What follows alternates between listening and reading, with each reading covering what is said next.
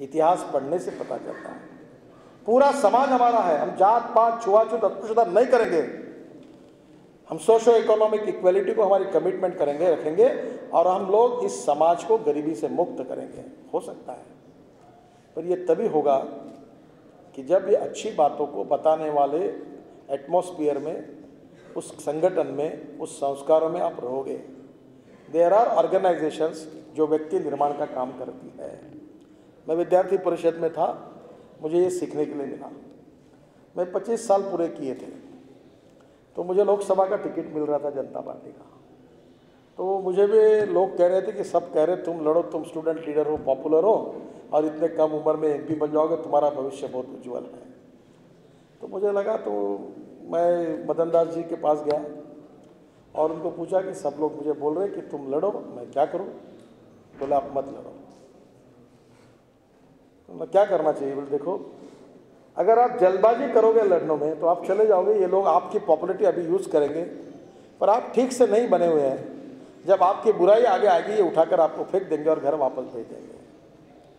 अगर आपको बड़ा नेता बनना है तो आप और 4 साल ट्रेनिंग करो, अच्छा काम करो, आप में जो कमियां होगी वो दूर होगी, गुणवत्ता बढ़ेगी, और फिर आप राजनीति में जाओ। Then you can be a useful product for the party and the society, तब आपका उपयोग होगा। और मैंने उनकी सलाह मानी, मैंने एमपी टिकट का मोह छोड़ दिया और 4 साल में बिल्कुल साइलेंटली काम करता रहा। मेरे अनुभव से बताओ, जो 4 साल में मुझे सीखने के लिए मिला, वो जीवन के संघर्ष में वो मिली हुई पूंजी is the basic strength for me as a small कार्यकर्ता। और उसके आधार पर मैं काम करते रहा, और मैं न चाहते हुए, न आते हुए, न किसी, मुझे आई डोंट नो, मैं दिल्ली के रास्ते नहीं जानता। मुझे दिल्ली में एक ही बात मालूम थी, मैं सुबह आता था, हवाई जहाज से आकर होटल ताज मानसिंह में उतरता था, और 9-10 बजे, मैंने 5 साल दिल्ली की कभी रात नहीं देखी थी, किसी नेताओं के घर नहीं देखे थे, और मैं एयरपोर्ट पे चला था, कभी कभी रात को 12 बजे का इंटरनल फ्लाइट मिलकर मैं अपने मुंबई वापस चला जाता था। I don't know Delhi. तो लोगों ने कहा ये अननोन आदमी है, तो बराबर सही था, मैं अननोन था। तो मैं यहाँ आया नहीं, मुझे कोई पता नहीं था, पर मुझे बिना मांगे, बिना चाहते हुए पार्टी ने हाईएस्ट पोस्ट पर दी। जो व्यक्ति पोस्टर चिपकाने का काम करता था, जो दीवारों पर लिखने का काम करता था, जिसके माता पिता कोई मुख्यमंत्री प्रधानमंत्री नहीं है, न जात कोई फेवरेबल है, न कभी मैं आया, न कभी गुच्छ किसी को दिए, न किसी के पास मैंने बोला मरी सोचो, नेचुरल प्रोसेस में मुझे अवसर मिला। मुझे लगता है कि कंसिस्टेंसी, पेशेंस रखकर अगर आप अच्छा काम करते जाएंगे, तो जो गीता का विचार है उसमें लिखा है कि जैसे कर्म करेगा वैसे फल देता भगवान, जो अच्छा है तो मिलेगा। और मेरी दूसरी बात आपसे है कि इन सब विषयों को आज क्यों गलत निर्णय होते हैं, क्यों भ्रष्टाचार को प्रोत्साहन मिलता है, इसका कारण ये डिटोरेशन पॉलिटिकल पार्टी में बहुत बड़े प्रमाण पर हुआ है। ये क्यों हुआ है? क्योंकि सोसाइटी में डिटोरेशन हुआ है। धीरे धीरे लोग कहने लगे भाई आज के ज़माने में पैसे दे बिना और खाए बिना जमता नहीं, इसको मानने वाले लोगों की मेजॉरिटी बड़ी है। ऐसे भी लोग हैं कि आज हुआ कि सीबीसी का निर्णय हुआ था, देखिए देर है पर अंधेर नहीं है। आज सुप्रीम कोर्ट ने थॉमस जिनकी नियुक्ति सीबीसी पर हुई थी उसको नकार दिया। God is great. जो गलत हुआ है वो कहीं न कहीं सुधारा जाता है और उनको सुधारना पड़ता है, जबकि ये बात उसी समय नहीं होती जब सुषमा जी ने रिटर्न ऑब्जेक्शन लिया था कि ऐसा मत करिए।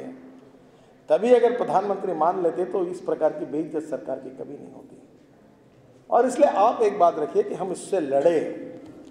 भ्रष्टाचार के खिलाफ लड़ते समय हमको एक काम करना होगा कि हम भी भ्रष्टाचार से मुक्त रहे। अगर हम भ्रष्टाचार करेंगे तो भ्रष्टाचार के खिलाफ की लड़ाई हम लड़ नहीं सकते हैं। आखिर में कुछ 5-6 बातें मैं आपको बताऊंगा जिसका निर्णय हम करने जा रहे हैं। अब इंफॉर्मेशन टेक्नोलॉजी का उपयोग करके हम लोग कर सकते हैं। जैसे उदाहरण के लिए आपको मैं बताता हूं कि ई टेंडर, अगर ग्लोबल निकलता है और इंटरनेट पे आता है तो रिंग करने की संभावना नहीं है। ई ऑक्शन, आपको कोई चीज बेचना है तो ग्लोबल टेंडर करो, ई ऑक्शन। अगर स्पेक्ट्रम का ई ऑक्शन अगर होता तो नौबत नहीं आती। आज जो सीएजी कह रही कि 1,76,000 करोड़ का घोटाला हुआ है, अगर ग्लोबल ई टेंडर होता और ग्लोबल ई ऑक्शन होता तो नहीं होती। ई परचेस, आपको जो भी करना है उसका ग्लोबल टेंडर निकालिए, परचेस करिए। और एक मध्य प्रदेश के शासन ने अच्छा निर्णय किया है कि ग्राम पंचायत के सरपंच से लेकर मुख्यमंत्री तक और इधर क्लार्क से लेकर चीफ सेक्रेटरी तक किसी के खिलाफ अगर भ्रष्टाचार की तकरार आती है और उसकी इंक्वायरी होती है तो उसके ऊपर डिस्ट्रिक्ट लेवल से स्टेट लेवल तक कोर्ट स्थापन करिए, भ्रष्टाचार विरोधी कोर्ट, और मुकदमा डालिए और उसकी प्रॉपर्टी जब्त करिए। अगर ये प्रूव हुआ कि उन्होंने भ्रष्टाचार किया, प्रॉपर्टी जब्त करिए। राइट ऑफ इंफॉर्मेशन के कारण भ्रष्टाचार के प्रकरण बाहर आ रहे हैं। हम लोग 70% सुधार प्रशासनिक सिस्टम और हमारे प्रोसेस में अगर सुधार करते हैं तो 70% सुधार आएगा। और हमारे एजुकेशन से और संस्कारों से अगर अच्छे नागरिक बनाते हैं और जो उनके जीवन में, जीवन दृष्टिकोण में भ्रष्टाचार का विरोध में है, जीवन में नहीं करेंगे, इस प्रकार का संकल्प करके जीवन में काम करते हैं, तो मुझे लगता है दोनों बातें आएगी तो 90% सुधार होगा। कुछ तो प्रशासनिक सुधार, ट्रांसपेरेंसी, कुछ कानून, लोकायुक्त जैसी संस्थाओं को स्ट्रेंथन करें, लोगों के मन में डर पैदा हो। मुझे किसी ने पूछा कि what is the biggest problem in the government, तो मैंने एक वाक्य में कहा, द बिगेस्ट प्रॉब्लम इज अच्छे काम करने वालों को सम्मान नहीं और बुरे काम करने वालों को सजा नहीं। जब अच्छे काम करने वालों को प्रोत्साहन मिलेगा और बुरे काम करने वालों को सजा होगी, प्रक्रिया न्याय की हो चाहे सिस्टम की हो, जब गतिशील और ट्रांसपेरेंट होगी, इलेक्ट्रॉनिक्स का उपयोग करके system result oriented accountability and auditing of the system होगा, तब धीरे धीरे हमको अच्छे परिणाम दिखेंगे। देखिए, प्रश्न और सवाल कुछ भी हो, you are the future of India. आप इस देश के भविष्य का निर्माण करने वाले युवाओं को, नेताओं को मैं देख रहा हूँ, आप देश का भविष्य है। Let us accept this challenge और आपके जीवन में उस संस्कारों को लेकर समाज के लिए, देश के लिए और इन अच्छाई के लिए मैं संघर्ष करूंगा और संघर्ष करते समय इन दोषों से मैं दूर रहूंगा। इतना भी काम अगर हमने किया तो हम देश में क्वालिटेटिव रिफॉर्म ला सकते हैं। मेरे दोस्तों, politics is the instrument of socio economic reform. सामाजिक आर्थिक परिवर्तन का प्रभावी उपकरण पॉलिटिक्स है। लेट अस कन्वर्ट पॉलिटिक्स राजकारण इनटू राष्ट्रकारण, समाज कारण एंड विकास कारण। We can change this. We are capable, we have got the potential. सब कुछ हमारे पास है, पर यह करने की स्ट्रांग पॉलिटिकल विल, इच्छा शक्ति आपके मन में होगी और उसके अनुरूप व्यक्तिगत जीवन में आपका व्यवहार होगा, तो देश के सामने ये जो जटिल प्रश्न समस्या एक कीड़ के रूप में खड़ी है, जिसको कैंसर कहा है, इसको भी हम मुक्ति पा सकते हैं। कैंसर बहुत कठिन है, पर जो लोगों के पास स्ट्रांग पॉलिटिकल विल पावर थी, उन्होंने कैंसर पर मात की। राम नाईक करके पूर्व केंद्रीय मंत्री थे, उनको कैंसर हुआ था, बहुत ट्रीटमेंट ली, पर उनकी स्ट्रांग इच्छा शक्ति थी और आज से 12 साल पहले उन्होंने कैंसर पर मात की और अच्छे हुए और आज वो कॉमन मैन जैसे जीवन में काम कर रहे हैं। कैंसर भाग गया, तो ये जो कैंसर है ये भाग सकता है। आपके हृदय में, आपके मन में उसकी भगाने के लिए स्ट्रांग इच्छा शक्ति है क्या? अगर स्ट्रांग इच्छा शक्ति थी, उसके अनुरूप सिस्टम करने की आपकी इच्छा है क्या? चेक काउंटर चेक्स निर्माण करने की आवश्यकता है क्या? फिर आप जैसे, हमारे जैसे लोग जुडिशियरी में, ब्यूरोक्रेसी में, पॉलिटिक्स में काम करते हैं, क्या उन लोगों को हम अच्छा नहीं बना सकते? क्या उनके द्वारा हम अच्छे रिजल्ट्स नहीं ला सकते? द आंसर इज ला सकते हैं।